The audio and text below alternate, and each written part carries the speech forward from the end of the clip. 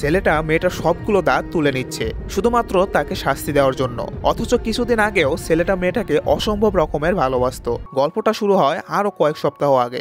এই ছেলেটার নাম ফ্রেডি। সে খুবই নরম স্বভাবের মানুষ। এই দুনিয়ায় তার আপন বলতে কেউ নেই। সঙ্গী হিসেবে আছে শুধুমাত্র একটা কচ্ছপ। এই কচ্ছপের সাথে কথা বলে সে সময় কাটায়। আর আছে দুঃসম্পর্কের দুইটা আন্টি, যাদের সাথেও সে মাঝে মাঝে কথা বলে। সে পেশায় একজন ডেন্টিস্ট। নিজের একাকিত্ব কাটানোর জন্য 5 বছর ধরে সে নিজের জন্য পাত্রী খুঁজে যাচ্ছে।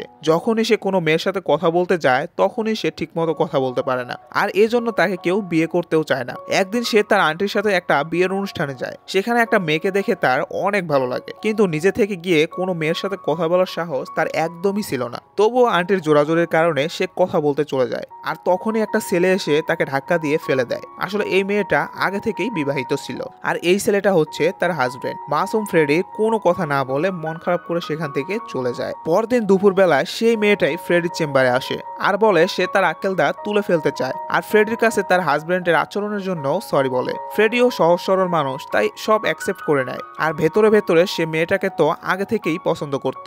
আসলে এই মেয়েটার নাম কায়নাজ। নিজের আক্কেল দাঁত উঠিয়ে ফ্রেডিকে ধন্যবাদ দিয়ে বাসায় চলে যায়। আর বাসায় যাওয়ার পর কায়নাজের হাজবেন্ড রুস্তম তাকে না জানিয়ে বাইরে যাওয়ার জন্য অনেক মারধর শুরু করে। আর এদিকে ফ্রেডি কায়নাজের ঠিকানা জানার জন্য তার পিছু পিছু তার বাসায় চলে যায়। সেখানেই সে জানালা দিয়ে মারার দৃশ্য দেখতে পায়, কিন্তু তাতে তার কিছুই করার নেই। সে অন্য একজনের বউ। সে মন খারাপ করে নিজের বাসায় চলে আসে। পরদিন ফ্রেডি নিজ থেকেই কায়নাজের সাথে দেখা করে। সেখানে সে জানায় তার হাজবেন্ড অনেক পজিটিভ, তাই সে সবসময় মারধর করে। এইটা শুনে ফ্রেডির অনেক খারাপ লাগে, তাই সে তাকে কিছুটা সান্ত্বনা দেওয়ার চেষ্টা করে। আর এরপর থেকেই তাদের মধ্যে নিয়মিত যোগাযোগ হতে থাকে। তারা বেশ কয়েকবার দেখা করে। এভাবে একদিন তারা যখন একসাথে সিনেমা হলে মুভি দেখছিল তখনই কায়নাজ তাকে কিস করে বসে। বোঝা যায় যে কায়নাজও তাকে ভালোবেসে ফেলেছে।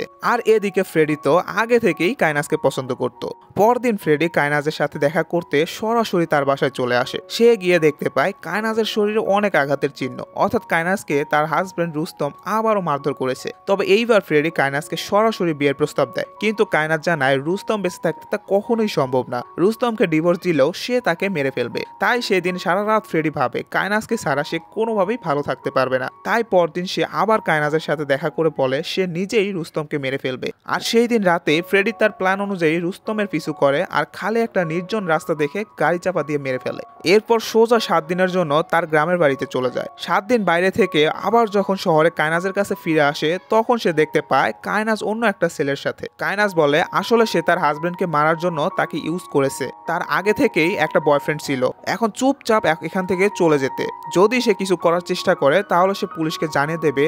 আর প্রমাণ হিসেবে ফোনের সমস্ত মেসেজ আর ভিডিও রেকর্ড তো আছেই। এটা শুনে তো ফ্রেডির কলিজা একদম টুকরো টুকরো হয়ে যায়। সে নিজের বাসায় গিয়ে কয়েকদিন মেঝেতে গড়াগড়ি দিয়ে কান্না করে আর আস্তে আস্তে সবকিছু মেনে নিয়ে স্বাভাবিক হতে থাকে। আর ঠিক তখনই একটা রেস্টুরেন্টে কায়নাজ আর তার বয়ফ্রেন্ডের সাথে দেখা হয়ে যায়। সেখানেও তারা দুজন ফ্রেডিকে অনেক অপমান করে। তারা তাকে তার কফির গ্লাসে থুতু মেরে খেতে দেয়। তাই এবার ফ্রেডির মাথা বিগড়ে যায়। সে কায়নাজকে তার সবকিছুর জন্য সরি বলতে বলে, কিন্তু কায়নাজ তাকে সরি না বলে উল্টো তাকে ব্ল্যাকমেইল করে যে তার কাছে রুস্তমের মার্ডার হওয়ার সমস্ত তথ্য আছে। একটা কথা বললেও তাকে পুলিশে ধরিয়ে দেবে। আর এবার ফ্রেডির মাথায় বুদ্ধির চিন্তা প্রকাশ ঘটে। সে গিয়ে পুলিশকে সমস্ত সত্যি বলে দেয় আর একটা মেসেজ দেখায় যেটা কায়নাজ ওকে পাঠিয়েছিল। মেসেজে রুস্তমকে মারার কথা লেখা ছিল। পরে কায়নাজ আর তার বয়ফ্রেন্ড এটা জানতে পেরে ফ্রেডিকে ফোন দেয় আর বলে আমি তোমাকে সরি বলতে রাজি। কিন্তু ফ্রেডি জানায় সে এখন গ্রামের বাসায় যাচ্ছে, তাই সরি বলতে হলে তাকে গ্রামের বাসাতেই আসতে হবে। কায়নাজ সঙ্গে সঙ্গে রাজি হয়ে যায়, কারণ তারা প্ল্যান করে ফ্রেডিকে ওর গ্রামের বাড়িতেই মেরে মাটি চাপা দিয়ে আসবে। তারপর কায়নাজ আর তার বয়ফ্রেন্ড ফ্রেডির বাসায় গিয়ে যখন দেখে আশেপাশে কেউ নেই তখনই রেমন্ড আর কায়নাজ মিলে ফ্রেডিকে মারার জন্য ধরে, কিন্তু দুজনে মিলেও তার কিছুই করতে পারে না। উল্টো ফ্রেডি দুজনকে ইলেকট্রিক শক দিয়ে অজ্ঞান করে ফেলে। আর যখন তাদের জ্ঞান ফিরে আসে তখন তারা দেখতে পায় তাদের হাত পা একটা ডেন্টাল চেয়ারের সাথে বেঁধে রাখা হয়েছে। ফ্রেডি তখন বলে আমার সাথে তোমরা যা করেছিস তাতে আমি একদিনও শান্তিতে ঘুমাতে পারিনি। এই বলে রেমন্ডের এক এক করে সব দাঁত উঠিয়ে ফেলে আর তারপর তার হাত পা বেঁধে জীবন্তই কবর দিয়ে দেয়। আর এরপর চলে আসে কায়নাজের সাথে কথা বলতে। কায়নাজকেও সে বলে তার এভাবে তাকে ব্যবহার করা ঠিক হয়নি। এরপরও তাকে মাফ করে বলেছিল শুধু সরি বলতে, আর সেটাও সে করেনি। উল্টো তাকেই সে ব্ল্যাকমেল করেছে।